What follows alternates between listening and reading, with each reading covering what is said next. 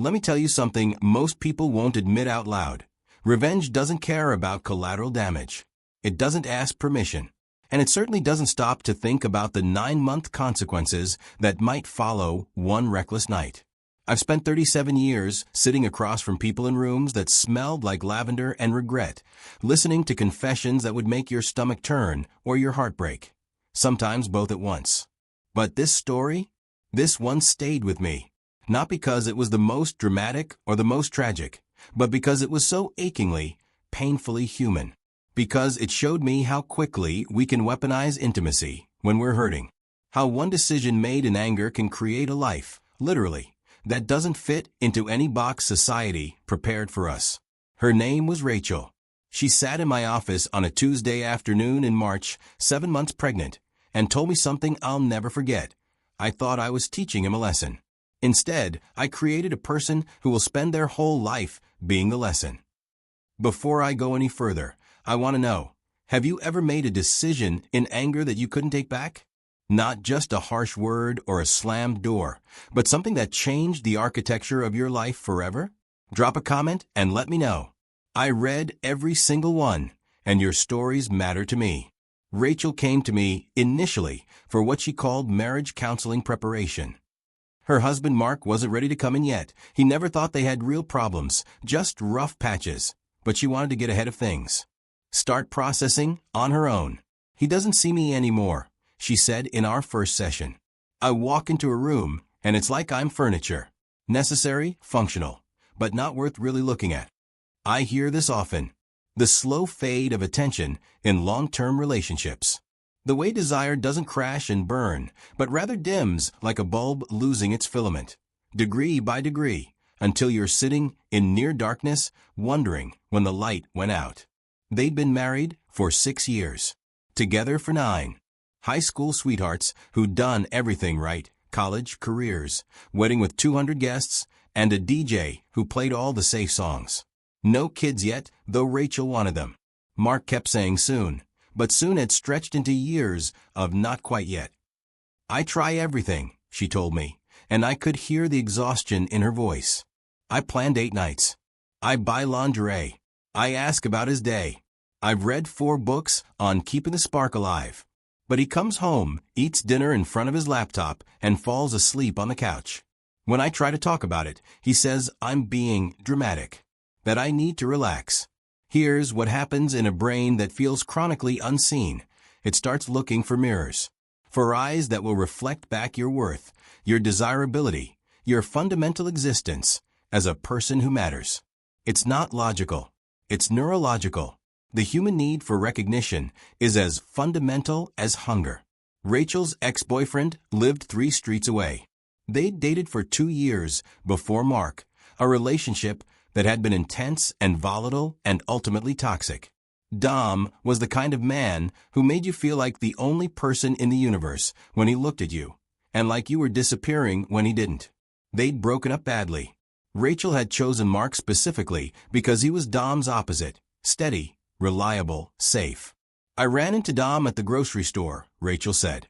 I was buying ingredients for this elaborate dinner I was planning for Mark, our anniversary. Dom was buying beer and frozen pizza. He looked at me the way Mark used to look at me, like I was something worth stopping for. They talked for 20 minutes in the produce section. Just surface conversation, jobs, mutual friends, the weather. But underneath, Rachel told me, there was this current, this recognition. Dom asked if she wanted to grab coffee sometime, just to catch up. She said maybe. She didn't tell Mark about the encounter. I knew I should have, she said. But I also knew if I did, Mark would barely react. He'd say that's nice and go back to his phone. And somehow that felt worse than not telling him at all. Over the next 3 weeks, Rachel and Dom texted occasionally. Nothing inappropriate, just friendly, the way old friends might. But Rachel found herself checking her phone more, smiling at messages in a way she hadn't smiled at home in months. She told herself it was harmless, that she was allowed to have friends, that she wasn't doing anything wrong. Here's what I've learned about infidelity after decades of watching it unfold. It almost never starts with a decision to betray.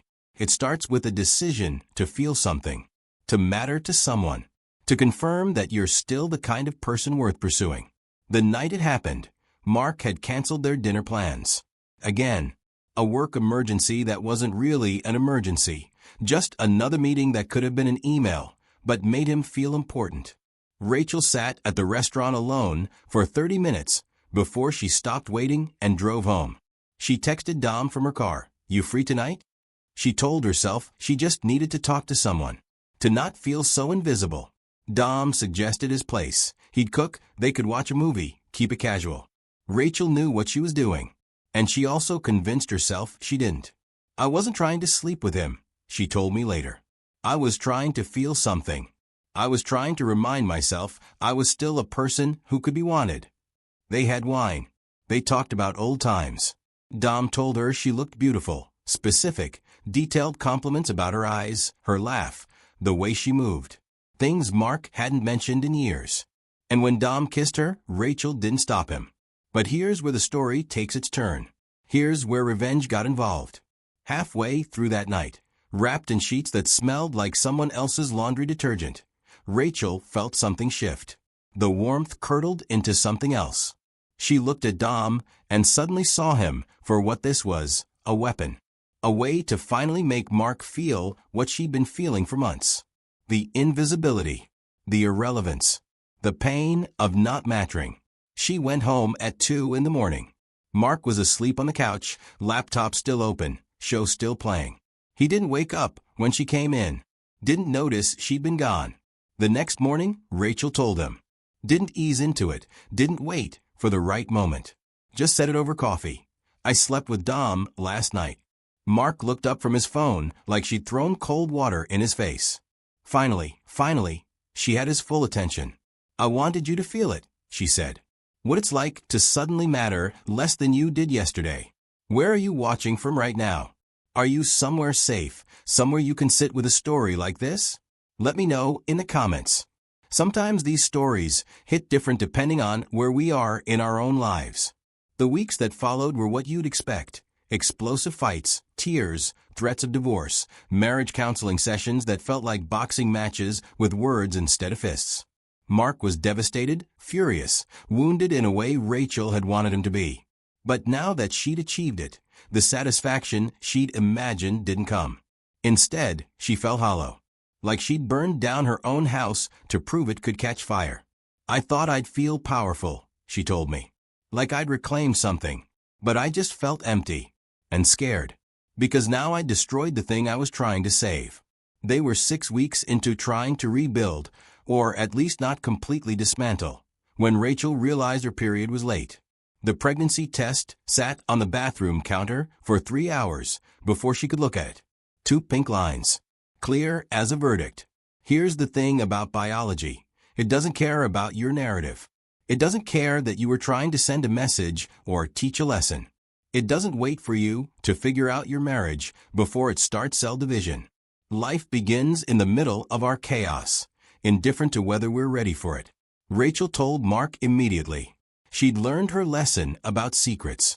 His face went through a dozen expressions in 5 seconds. Shock, confusion, and then something that looked like drowning. "Is it mine?" he asked. Rachel had done the math. The timing was impossible to pin down with certainty. Her cycle had been irregular. The window overlapped. It could be either man. 50-50. A coin flip that would determine not just whose child this was, but what their marriage would become. "I don't know," she said. And those 3 words changed everything. They decided to wait until the baby was born to do a paternity test. Rachel couldn't handle the idea of amniocentesis, the needle, the risk, the medical coldness of it. Mark agreed, though she could see him calculating daily, trying to read her body for clues, as if the curve of her belly or the way she carried would reveal the truth. Dom had to be told. That conversation happened in a parking lot, Rachel sitting in her car, Dom standing outside like he was afraid to get too close to what was happening. "I'm pregnant," she said, "and it might be yours." Dom went pale, then red, then pale again. He was 34, worked in IT, had a girlfriend he'd been dating for 3 months. He was not ready for this. No one was ready for this. "What do you want me to do?" he asked, and Rachel heard the fear in his voice. The same fear she was carrying. "I don't know yet," she said. "But you need to know. You have a right to know." Here's what happens in the human brain when uncertainty becomes permanent.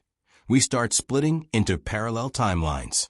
Rachel told me she'd lie awake at night running two complete futures simultaneously. In one, the baby was Mark's, and maybe, this trauma would become the thing that saved their marriage, gave them a purpose.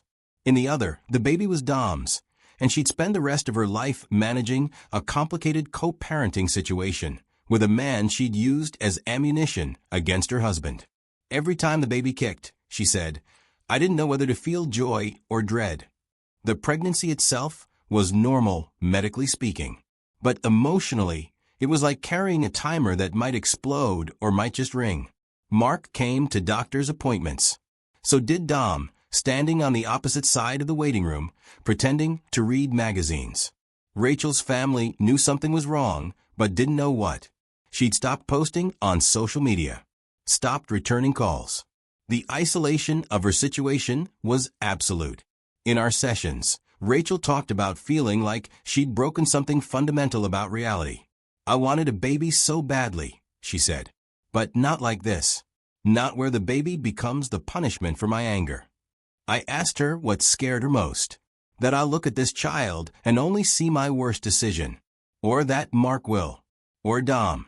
That this person, this innocent person, will spend their whole life being the evidence of my failure. There's a concept in psychology called ambiguous loss. It's when you can't fully grieve because the loss hasn't completely happened or hasn't happened at all. You're living in the space between gone and here, between ended and continuing. That's where Rachel lived for 7 months.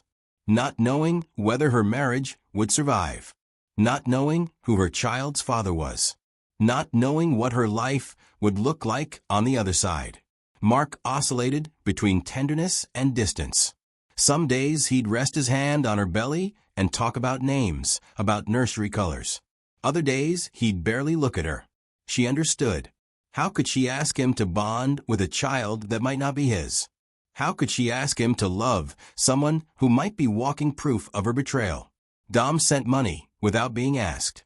Showed up to one ultrasound and looked at the screen like he was seeing a ghost. His girlfriend left him when she found out. He didn't fight it. We're all just casualties now, Rachel said. 3 adults who hurt each other, and 1 person who didn't ask to be born into our mess. Have you ever been in a situation where there was no good outcome? Only different versions of hard? I'd love to hear how you navigated it. Comment below. The baby was born on a Thursday in October. 7 pounds, 3 ounces. Perfect fingers, perfect toes, perfect face. Rachel held her daughter.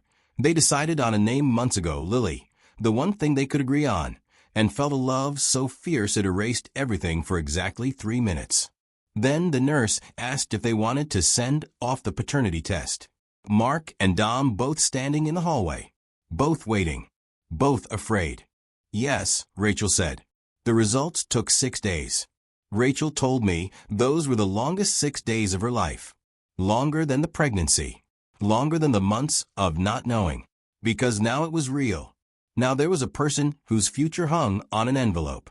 Mark was the father. When Rachel told me, I expected relief in her voice. Instead, I heard something more complicated. Guilt. Grief. A strange, hollow victory. I got what I wanted, she said. Mark's baby. A chance to save our marriage. But I don't feel saved. I feel like I cheated the universe, and I'm waiting for it to realize. Dom took the news the way you'd expect someone to take being told they'd been living in suspended terror for nothing. Not his child. Not his responsibility. Not his future. He cried on the phone with Rachel. Not from sadness. From release. From the vertigo of suddenly having his life back. I'm sorry, he said. I know that's not what you want to hear. But I'm sorry for all of it. They haven't spoken since.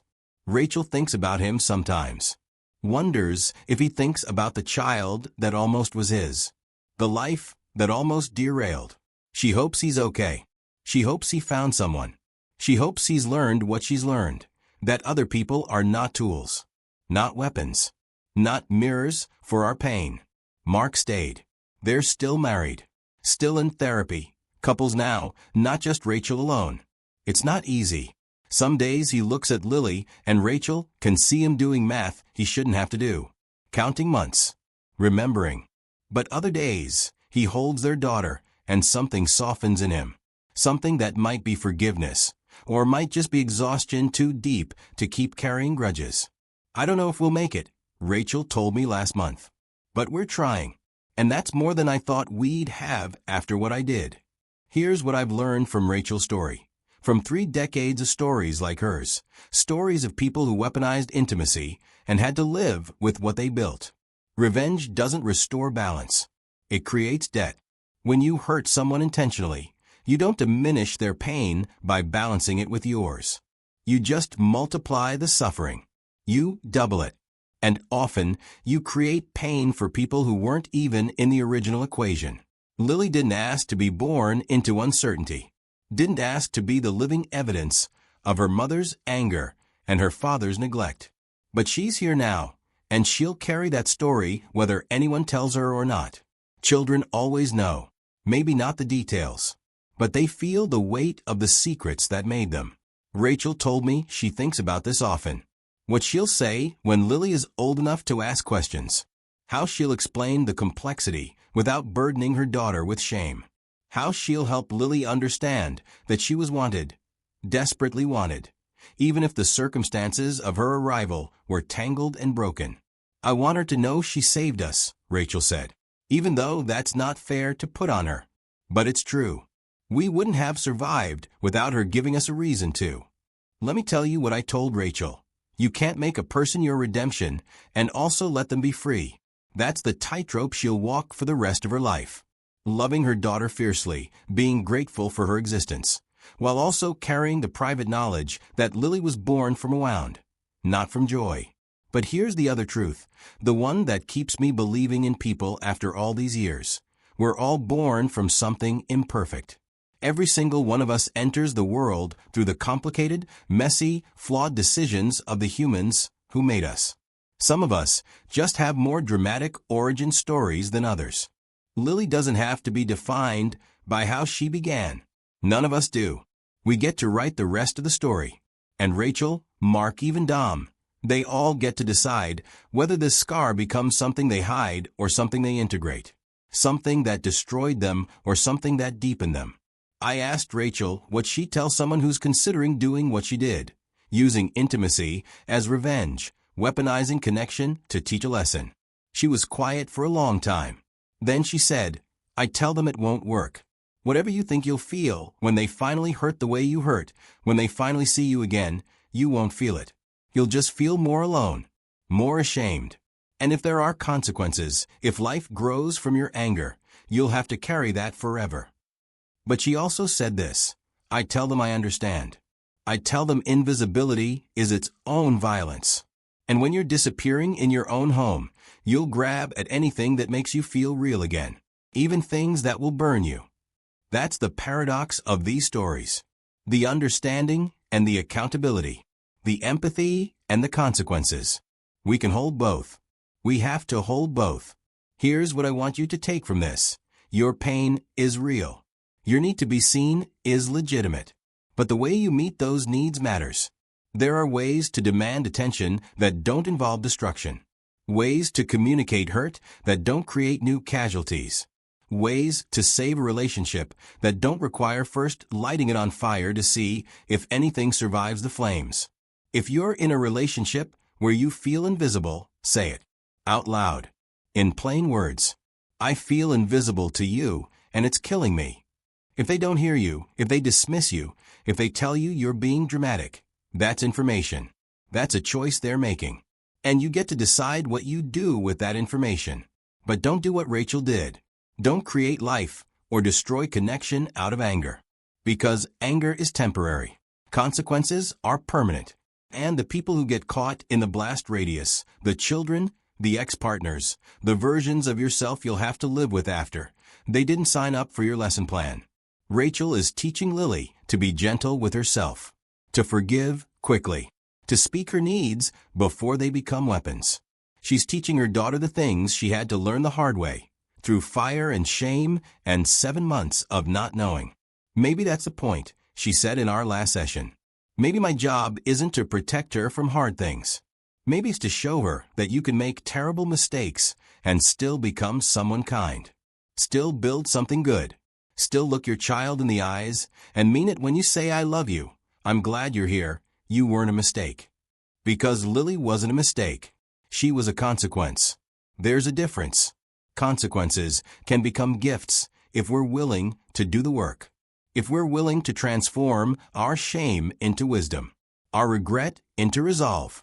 That's what Rachel is doing, day by day, diaper by diaper, learning to forgive herself while also never forgetting, holding the weight of what she did while also holding her daughter with clean hands. It's the hardest work I've ever watched someone do, and she's doing it. I want to leave you with this. We're all capable of weaponizing love when we're hurt. We're all capable of making decisions in pain that we'll have to live with in clarity. The question isn't whether you're capable of it. The question is whether you'll do the work before you get there. Whether you'll speak before you wound. Whether you'll leave before you betray. And if you've already done it, if you're living in the aftermath of your own version of Rachel's story, the question becomes, what will you build from the rubble? How will you turn your worst chapter into your wisest one? That's the only way forward. Not forgetting, not excusing, but transforming. Taking the pain you caused and the pain you felt and distilling it into something that might help someone else avoid the same fire. Rachel is doing it. Mark is trying. Lily will grow up watching them do the work of becoming people worthy of her innocence. And maybe that's enough. Drop a comment and tell me, what's the hardest lesson you've ever learned about love? About revenge? About the distance between what you want to feel and what you actually feel after you've done the thing you thought would heal you? I read every comment. Your stories matter. Your growth matters. Your willingness to sit with these hard truths matters. Thank you for being here. Thank you for listening. Thank you for trusting me with your attention and your open hearts. I'll see you in the next one.